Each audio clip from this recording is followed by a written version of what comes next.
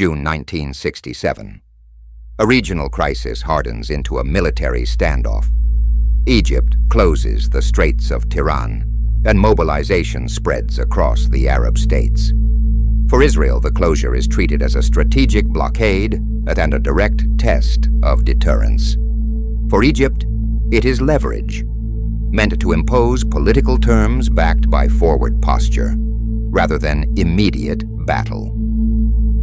In Sinai, Egyptian armor and artillery sit forward, supported by air bases at El Arish, Bir Gifgafa, and Abu Suair. The design is to hold ground, threaten escalation, and buy time for outside pressure to force restraint before the battlefield decides the outcome. To the north, Syria fortifies the Golan Heights, turning high ground into a security advantage. Observation, artillery reach, and prepared positions that make any assault costly. In the center, Jordan deploys forces and artillery around Jerusalem and across the West Bank, tying any fighting to the most politically sensitive terrain in the region. Israel keeps major ground forces closer to the interior for rapid movement, and positions the Air Force for an opening move intended to decide tempo early. By the final hours of darkness, the region is effectively committed. The remaining question is initiative: who strikes first, and how quickly the fronts break once momentum shifts. Dawn, June 5th. Israel opens with Operation Focus, coordinated strikes on Egyptian airfields designed to destroy aircraft on the ground and cripple sortie generation in the opening hours. The goal is not a symbolic first blow. It is to remove the Egyptian Air Force as a functioning system before it can cover armor, interdict roads, and slow ground movement. Egypt scrambles fighters from multiple bases, including El Arish, Bir Gifgafa, and Abu Suair, attempting to intercept and establish patrol zones before the airfields are disabled. But the strikes arrive in a deliberate sequence, hits designed to prevent recovery between waves and keep air defenses reactive. Air-to-air engagements flare as Egyptian wings attempt to engage. The exchanges do not stop the campaign. Egyptian losses rise sharply, and the balance shifts toward Israel. The effect is immediate and structural. Without reliable air operations, Egypt cannot consistently protect armored formations, cannot punish columns moving across open terrain at scale, and cannot impose the kind of friction needed to slow a fast offensive. Air superiority stops being contested and becomes a condition, enabling rapid concentration of force and sustained tempo on the ground. That condition also compresses diplomacy. Once momentum accelerates, outside actors can call for restraint, but they cannot easily prevent new facts from being created faster than negotiations can catch up. With the air situation decided early, the war pivots from runways to roads. Israeli armor drives into Sinai, pushing west through fortified positions toward the canal. The aim is operational collapse, not gradual occupation. Break key defensive complexes, defeat organized forces, and deny Egypt the ability to form a coherent second line. The first major thrust targets Abu Agila, a central defensive position anchoring Egyptian posture in Sinai. Artillery moves into support and fires to disrupt strongpoints, degrade cohesion, and blunt counterattacks before armored formations close for decisive engagement. The fighting resolves with heavy Egyptian losses at Abu Agila.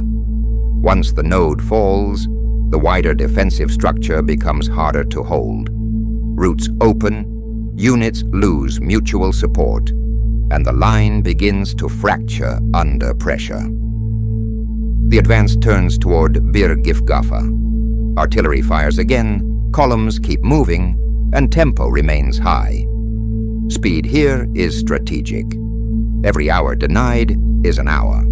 Egypt cannot reorganize reserves, reposition command, or stabilize a new defensive belt that might slow the campaign and invite an early diplomatic freeze.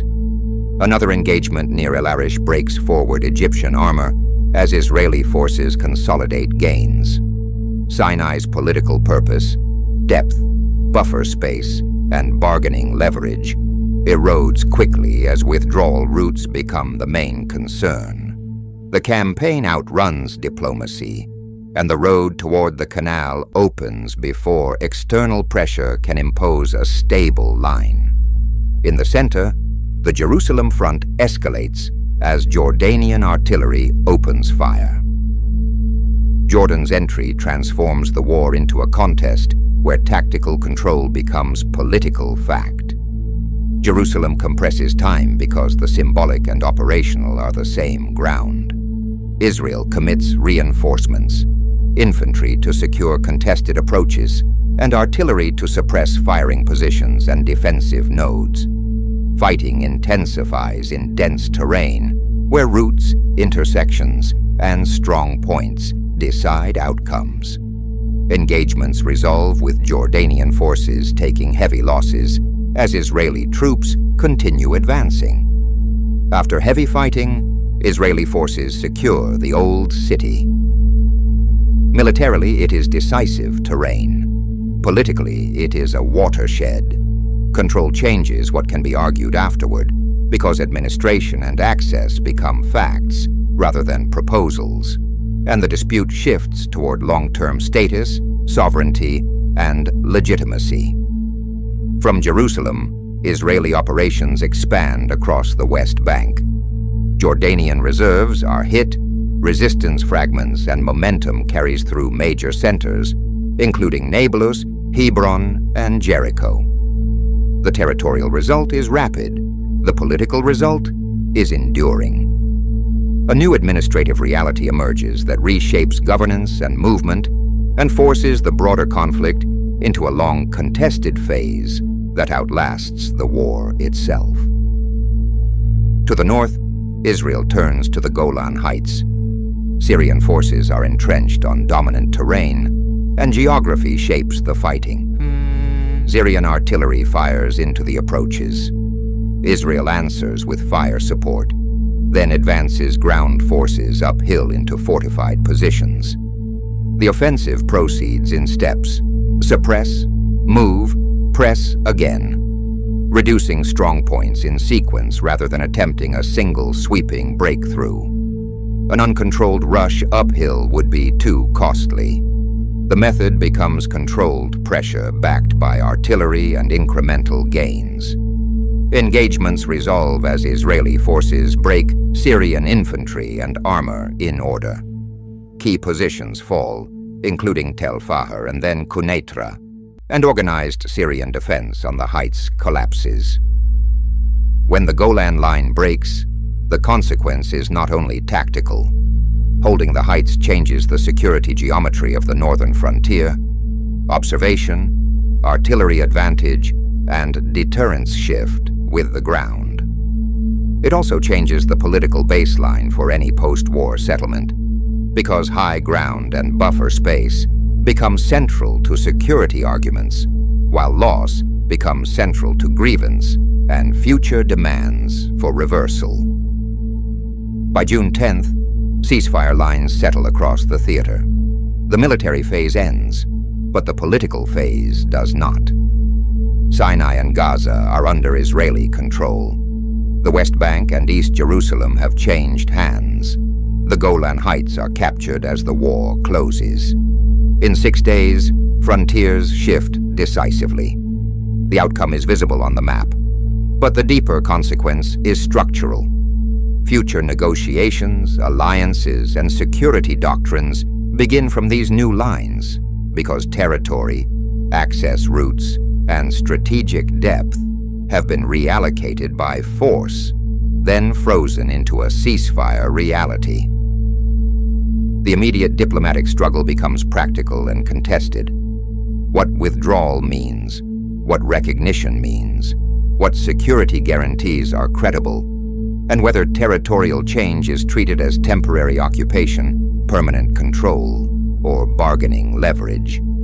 For Arab governments, the war forces a legitimacy reckoning and a strategic reassessment: how to rebuild capability, how to maintain alliance credibility, and how to respond to a map that has shifted against them. For Israel, the war creates strategic depth and leverage, but also new responsibilities and friction points, because controlling territory also means controlling crossings, movement, and political futures that military success alone cannot settle. The war ends quickly because initiative, air superiority, and tempo decide the battlefield. It continues politically because the results are territorial and tied to sovereignty, access, and legitimacy. A short campaign produces a long argument, and once a ceasefire freezes a new reality into place, every future crisis starts from that baseline.